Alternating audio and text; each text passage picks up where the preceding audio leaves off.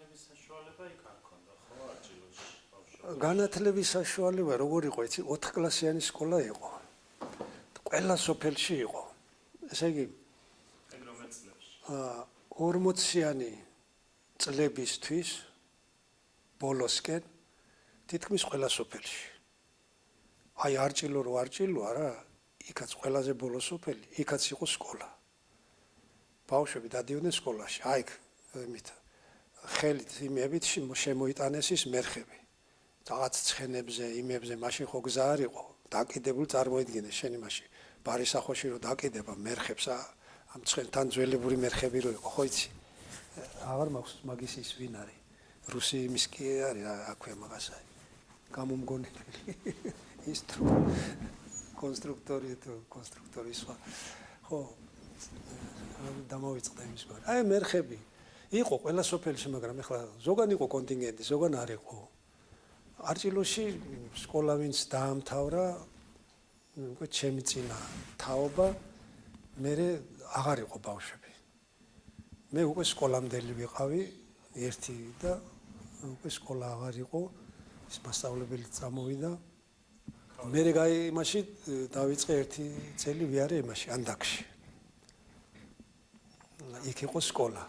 ჰა? რამდენი კილომეტრია ანდაქიდან არჩილო? სადაც 4 კილომეტრამდეა. მარტო თავიდან გამიჭირდა, მაგრამ მე ხო იცი ბავშვი, პირველად გამომგზავნეს, როგორ გამომგზავნეს, იცი? ეს რაღაცა ხევსურული ჩოხის რაღაცის ის აბგა შემიკერა დედა, ეს ჩამოსაკიდებელი. მანამდე ბებო იყო ამოსული აქედან და ამოხონდა ხილი. ყურძენი, ვაშლი, რაღაცა ალუმინის იმებში ბალონები და ეს ვაშლები ქონია დედას შენახული და ეს ვაშლი მითხრა, შენ სკოლაში უნდა წახვიდეო და ეს ვაშლი ჩამიდო და აი ამის ხალისით წამოვედი. ხო და ჩამოვედი, მაშინ ერთი რამდენიმე ხანი ცოტა მიჭირდა, მაგრამ ნუ ეხლა შევეჩვე მე გზასაც, იმასაც, ეხლა მაინც ისეთი მშიშრები და ისინი არ ვიყავით, რომ აი რაღაცი შიში ქონოდა. მე მივეჩვე და დავდიოდი, ეხლა თოვლში კი მიჭირდა, ხან ნათესავთან ვრჩებოდი ხოლმე იქა, როცა დიდი თოვლი იყო.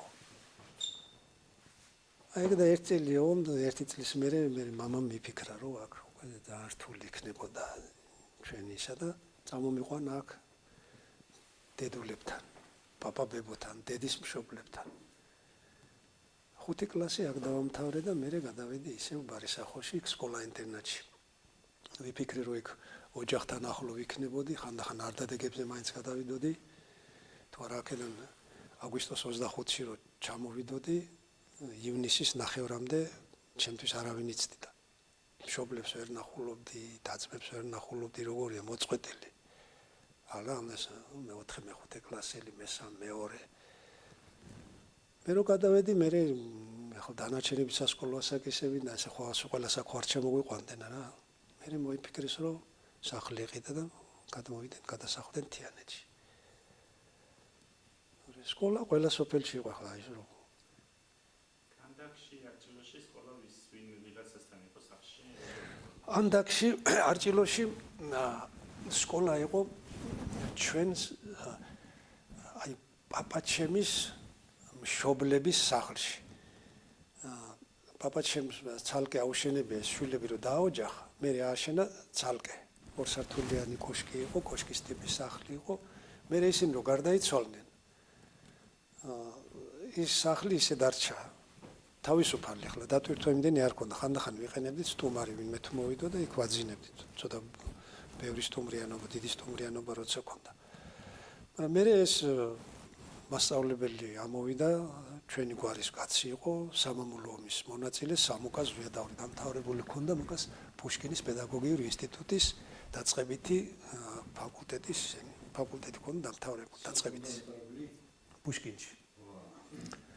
9 ჭრილობა ქონდა ეს და გახეიბრებალი. ო. და იმან ისაქნა.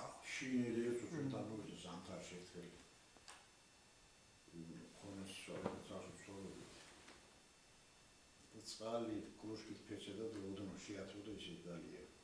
ო, მათ ამ ბალახების ჩაი და იმით იყო მეც შეჩვეული ვყავდი ხო თკბილ ჩაის მასმევდა და ძალიან განებირებული ვყავდი. შევდიოდი როცა მინდოდა გაკვეთილებზე ვესწრებოდი დაგაგუნება ნებართო ჩემთვის არ არსებობდა ხო იცი. და ლექსები კარგად ვიცოდი იქ. სხვები რო ვერ პასუხობდნენ და არ იცოდნენ მე იმათ მაგივრად მე უყვებოდი ხოლმე რაღაცებს და მაქებდა და მიხაროდა. ხო ის თავისუფალი ის იყო ერთი ოთახი იყო ეხლა რა დიდი ის იყო 6-7 მოსწავლე იყო ჩემ დროს. ცოტა მეტი მგონი. მე ანდაქში გადმოინაცვლა. მე ანდაქშიდანაც ნელ-ნელა ხალხი წამოვიდა, გამოსახლდა და იცვლა.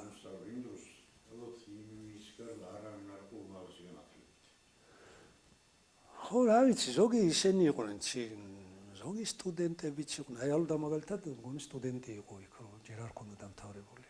ხონეში. ის თემურაზას დამთავრებული ქონდა, ციკლაური არ იყო? ხო და მე რა არის ახლა იქ კვალიფიციური მისწასული ცოტა რთული იყო. როგორია იქ? ხო, ხო. ბოლოს როგორ გაჭირდა ახლა თითოეულ სოფელში შემორჩა სწავლა სავალდებულო იყო უკვე არ შეიძლებოდა ითხოვდნენ უკვე ხელისუფლება ითხოვდა ბავშვებს უნდა მიიღო განათლება. ახლა ზოგ მშობლებს დიდად არ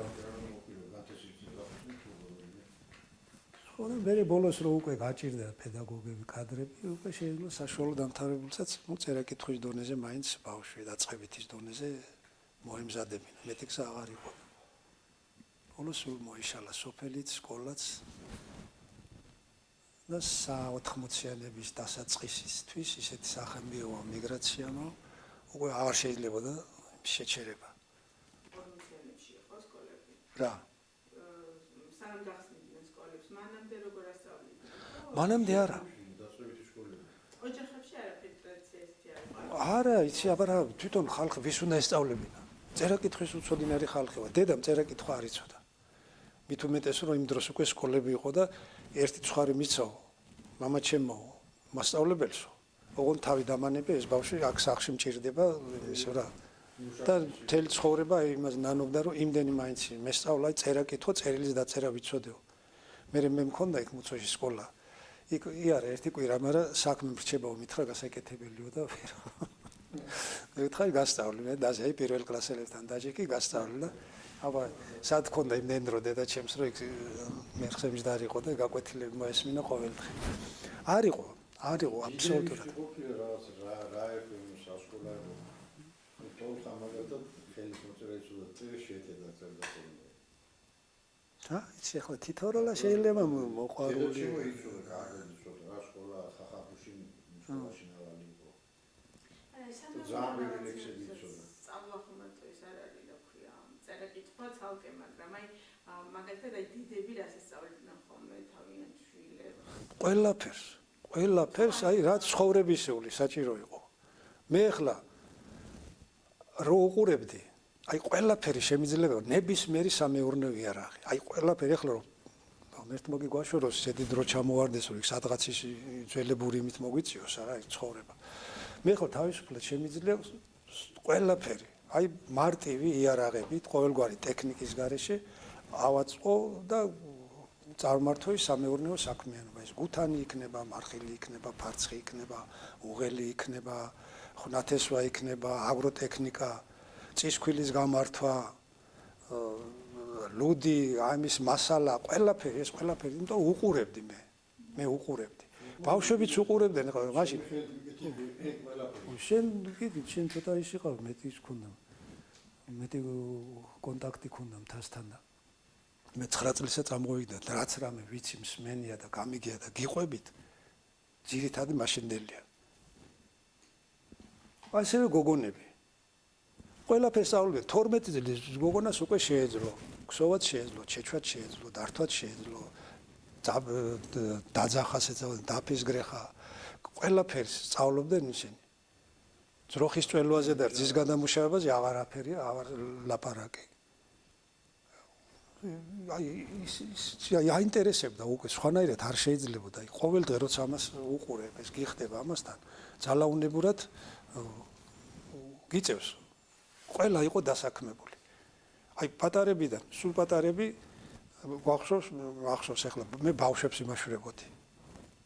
დედა გავიდოდა, მამა გასული იყო, დედა ღამე გადიოდა, გავიღვიძებდი, იქ რაღაცა პატარა საჭმელი თუ იყო მოასწრო და დაგვიტოო, ხო კარგი, თუ არა პოურია ყველი და კარგად იყავ.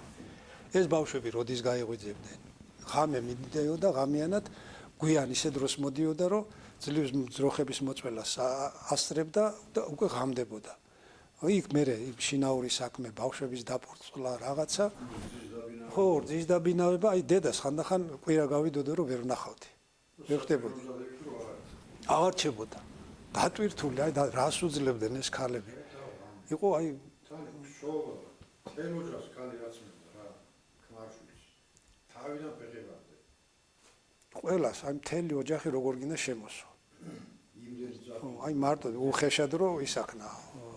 და ახლა მოქარგვაზე და ის იმას რამდენი დრო ჭირდება კიდე.